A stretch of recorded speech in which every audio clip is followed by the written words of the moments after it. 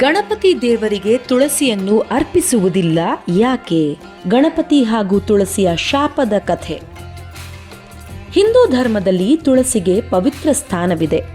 ತುಳಸಿ ಮಂಗಳ ಸ್ವರೂಪಿಣಿ.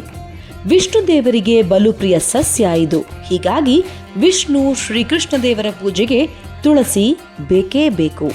ಹಿಂದೂ ಪುರಾಣಗಳು ತುಳಸಿ ಎಲೆಗಳನ್ನು ಶುದ್ಧತೆ, ಭಕ್ತಿ ಮತ್ತು ಆಶೀರ್ವಾದವನ್ನು ಸಂಕೇತಿಸುತ್ತವೆ. ಆದರೂ ಶಿವ ಹಾಗೂ ಗಣಪತಿ ದೇವರಿಗೆ ತುಳಸಿಯನ್ನು ಅರ್ಪಿಸಬಾರದು ಎಂಬ ನಂಬಿಕೆ ಇದೆ. ಗಣಪತಿ ದೇವರಿಗೆ ತುಳಸಿಯನ್ನು ಯಾಕೆ ಅರ್ಪಿಸಬಾರದು ಎಂಬುದಕ್ಕೆ ಪುರಾಣದಲ್ಲಿ ಹಲವು ಕಥೆಗಳು ಸಿಗುತ್ತವೆ. ಅವುಗಳಲ್ಲಿ ಒಂದು ಕಥೆ ಶಾಪದ ಘಟನೆಯಿಂದ ತೆರೆದುಕೊಳ್ಳುತ್ತದೆ. ವಿಷ್ಣುದೇವರ ಪರಮ ಭಕ್ತೆಯೊಬ್ಬಳಿದ್ದಳು. ಅವಳೇ ವೃಂದ. ಒಮ್ಮೆ ವೃಂದ ಗಂಗಾ ನದಿ ತೀರದಲ್ಲಿ ಸಾಗುತ್ತಿದ್ದಳು. ಆಗ ಅಲ್ಲಿ ಆಕೆ ಧ್ಯಾನದಲ್ಲಿದ್ದ ಗಣಪತಿ ದೇವರನ್ನು ಕಂಡಿದ್ದಳು. ಗಣಪತಿಯನ್ನು ಕಂಡ ಕೂಡಲೇ ಆಕರ್ಷಿತಳಾದ ವೃಂದ ಗಣೇಶ ದೇವರನ್ನು ವಿವಾಹವಾಗುವ ಬಯಕೆಯನ್ನು ವ್ಯಕ್ತಪಡಿಸಿದಳು. ಬ್ರಹ್ಮಚಾರಿಯಾದ ಗಣಪತಿ ದೇವರು ಈಕೆಯ ವಿವಾಹ ಪ್ರಸ್ತಾವವನ್ನು ನಯವಾಗಿ ತಿರಸ್ಕರಿಸಿದರು. ಇದು ಆಕೆಗೆ ಕೋಪ ತರಿಸಿತ್ತು. ಹೀಗಾಗಿ ನಿಮ್ಮ ಇಚ್ಛೆಗೆ ವಿರುದ್ಧವಾಗಿ ಇಬ್ಬರು ಪತ್ನಿಯನ್ನು ವರಿಸಿ ಎಂದು ಶಪಿಸಿದಳು.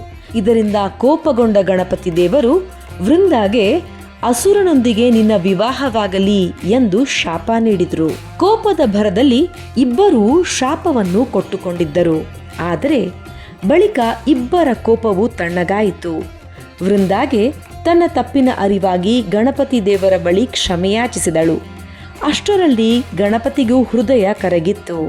ಹೀಗಾಗಿ ಗಣಪತಿ ದೇವರು ವೃಂದಾಗೆ ದೇವತೆಗಳ ಅನುಗ್ರಹದಿಂದ ನೀನು ಪವಿತ್ರ ಗಿಡವಾಗಿ ಜನಿಸುವೆ, ಭಗವಾನ್ ವಿಷ್ಣುವಿಗೆ ಪ್ರಿಯವಾಗುತ್ತಿ, ಆದರೂ ನನ್ನ ಪೂಜೆಯಲ್ಲಿ ನಿನ್ನನ್ನು ಅರ್ಪಿಸುವುದಿಲ್ಲ ಎಂದು ಹೇಳಿದರು. ಈ ವೃಂದ ಬೇರೆ ಯಾರೂ ಅಲ್ಲ, ಹಿಂದಿನ ಜನ್ಮದ ತುಳಸಿ. ಗಣಪತಿಯ ಶಾಪದಂತೆ ವೃಂದ ರಾಕ್ಷಸ ಜಲಂಧರನ ಪತ್ನಿಯಾದಳು. ಬಳಿಕ ಶಿವದೇವರಿಂದ ಜಲಂಧರ ವಧಿಸಲ್ಪಟ್ಟ ನಂತರ ವೃಂದ ತುಳಸಿ ಸಸ್ಯವಾಗಿ ಜನಿಸಿ ಪವಿತ್ರ ಸಸ್ಯದ ಸ್ಥಾನ ಪಡೆದಳು. ಹೀಗೆ ವೃಂದಾಳ ಶಾಪದಿಂದ ಗಣಪತಿ ದೇವರು ಸಿದ್ಧಿ, ಬುದ್ಧಿ ಎಂಬ ಇಬ್ಬರನ್ನು ವರಿಸಿದರು ಎಂಬುದು ಕಥೆ. ವೃಂದಾಪತಿ ಅಂದರೆ ತುಳಸಿಯ ಹಿಂದಿನ ಜನ್ಮದ ಪತಿ ಜಲಂಧರನನ್ನು ವಧಿಸಿದ ಕಾರಣದಿಂದ ಶಿವದೇವರಿಗೂ ತುಳಸಿಯನ್ನು ಅರ್ಪಿಸುವುದಿಲ್ಲ. ಇನ್ನು ಪದ್ಮಪುರಾಣ ಮತ್ತು ಸ್ಕಂದ ಪುರಾಣದ ಪ್ರಕಾರ ತುಳಸಿಯ ಪೂಜೆಯು ಪ್ರಾಥಮಿಕವಾಗಿ ವಿಷ್ಣು ಮತ್ತು ವಿಷ್ಣುವಿನ ಇತರ ಅವತಾರಗಳೊಂದಿಗೆ ಸಂಬಂಧಿಸಿದೆ.